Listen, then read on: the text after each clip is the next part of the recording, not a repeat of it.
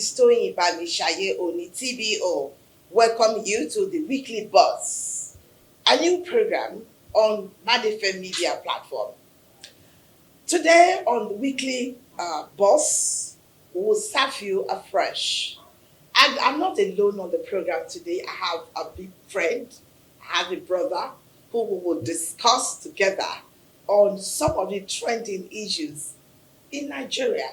And on this program, at times, we may decide to go abroad and discuss something that is topical, that will be very interesting to you, and that will also be uninteresting to me.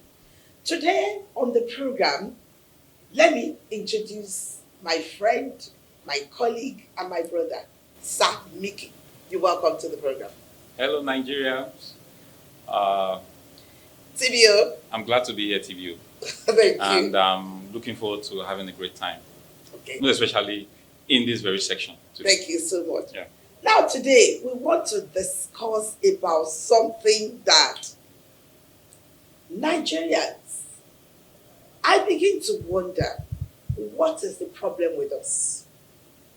I know there's so many problems that we have, but the fact is the issue of this get rich syndrome, get rich quickly syndrome. I want to put in 100,000 naira and I want to make 1 million. I want to put in 20,000 naira and I want to get 500,000 in return. Some years back, we know about an office called Forum. The advert was, so interesting. They trick people into it. People fall victim. Money collapse. Some people collapse their stock. And some people sell off their stock, their houses, to invest on Forum. At the end of the day, the thing was dived. Another one came up. It's MMM. I think around 2016, if I'm not mistaken. Even a younger brother of mine, Lawal, was just telling us that he has to use his feeding money when he was in the university for MMM. What happened to it? Even then, I was made to understand that even some pastors joined MMM. My mom did it as well. Your mom did MMM? Yeah. I had to call her when this CBex. Were you the one that introduced mom into it? That was 2016. Who did? Who introduced the old woman to it? I don't even know, because 2016 was when I had to have that paradigm shift of taking church more serious. Mom was over there in Delta State, and in Delta they have this quick get rich syndrome. Yeah. Is really high over there. And all of a sudden, she actually didn't tell us why she started doing it. I hope she didn't sell Arapa. I don't know. But when the bubble eventually busted and everybody started complaining, she now told the children, she just put a message on our family platform that I did this MMM thing, and my money is gone. Mommy, you are on your own. Samiki. Yeah. The latest one is CBex. Yes. Can we say we Nigerians have not learned our lessons? Why must we say we want to put in money, and after a while, 3 months, we want to collect our money back 100%? I was glad the CBex stuff is, people lost about 1.3 trillion.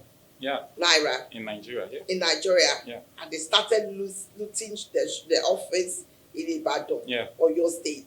And then when they came, I think probably 2024, they were saying that they are a digital market trading platform. Yeah. They call them Crypto Bridge Exchange, the digital marketing platform where, according to our sources, all you need to do is to put your money, and within 30 days, you get 100% increment of that investment. How greedy can one be? That I will put in, let's say, my 100,000 naira. Yes. And on just few weeks, I will get 1 million. By now, we should wise up. I know that one of the musicians said that some of his friends introduced it to him, and he started costing those people on social media. He invested 10 million naira. Okay, that's Thai currency. Yes, this 10 million naira. Owo nla ma ni 10 million. You know what 10 million naira will do for me today? Mickey, if you get 10 million naira today, what do you do? You know what, First of all, go to Faji for I want to say something on this before I go to one of our sources here. I actually interviewed this man last weekend, Mr. Folatinundu, that runs this primary. Yes. And I saw the it was one of the questions that we had to push to him and get his take. And he was like, not until we as Nigerians continue to be desperate, the tendency of us falling for this Ponzi scheme will continue. That's what he said, because he felt so bad about it, because looking at those people who are already going through the what the economy has to offer today, believing that one way or the other they can make ends meet. Those who possibly might have gone to use their rent to invest, believing that before the month ends. And I'm very sure somebody like Lawal that I painted, the Lawal case that I painted. Okay. Some students who would take their school fees there. Yes. Students fell victim as well. So he was just in totality, he was just trying to advise Nigerians that we must jettison this get rich quick syndrome in us. Well, can we say that people, maybe the people that cannot do Yahoo or Yahoo Plus, somebody was telling me, a friend of mine came from Akure, and she was like, hey, Tibio, do you know what? And I said, what is that? Tell me. She said, do you realize that the head of cow is now more expensive than the head of human being? Because if you want to buy a head of cow today, you have like maybe 250,000 or 300. Yes. And if you want to buy a head of human being, maybe 50,000 or 75,000 naira. Okay. Sad. And it's funny to know that even before I go to this source, it's funny to know that he said something that was so profound that I took out of that section. He said, greediness does not have legislation. There is no way government can help a greedy person. Because now look at the report that we just saw earlier today. EFCC is saying that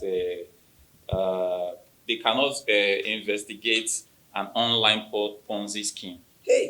So for those who are actually having hope for recovery of funds, they are already letting you know that no matter what, they might try to put some form of investigations. It's like, I think maybe they are trying to change their tune now.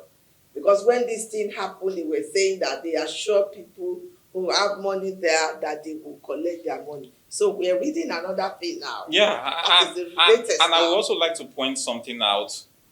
I also discussed with a colleague who said something about the scheme, how it works. He said from the beginning of the scheme, what they do is they have pool of registered investors. For instance, we have like 5 people here who registers. So when we register 5, we will now go and get 10 people to double what we have registered. So our gain comes from the 10 people that will register after us. I understand that. So that is that is the formula they use to increase their returns. So what now happened to CBex, according to the explanation or to the mathematics, they couldn't get as much to register to meet up with the margin of returns that they are expected to get. I'm not speaking for them. They need to face the consequences of what they did. The fact remains that it's desperation at the peak. All these old generation banks, me, I still believe in them. Maybe because I'm not Gen Z and I'm an old school. I still believe in all these old banks. When you talk about Wema, I'm not doing run advert for them. Or you talk about First Bank, or you talk about all those Wema, old banks. You can say that when you put your money there, certainly when you want to get your money, you will get your money back. And even in case there is an issue or a problem with the bank, certainly NDIC will pay you back your money. That is why it is called a Ponzi scheme. What the bank does is regulated by CBN. But this one is not regulated. So the big question here now, Mickey, is that why must people do it? Why must people go into it? Because of this problem. They want quick money. So is there anything that our Senate or the rep or maybe the state legislators legislators to see what they can do? We I want hope- to believe. I hope we don't. I hope they won't hear me. No, I no, hope no, none no. of them. What you are saying is the fact. All stratas of government has to look at possibilities of checkmating such schemes Yes. in the future Yes. in order for it not to really affect normal Nigerians. Yeah, Because Nigerians. when we lack knowledge, Yes. we fall into some things like this. Apart from those who are desperate, there are some people that they just need money. Yes. Like I could remember my wife told me someone came to the market to sell the idea to them, and some of their relatives actually invested. Some did 500,000, and they lost it. And the money is And they lost it. And the mom called her. Thank God, oh, you told me these are which. Thank God I did not register. Sabiki, I know some Nigerians. I can bet you that some people who did MMM will now do this. They did, yes. And if another TBO come, they will say, will do maybe that one here go Jenny, but maybe this one will which get. is what you are going to orchestrate.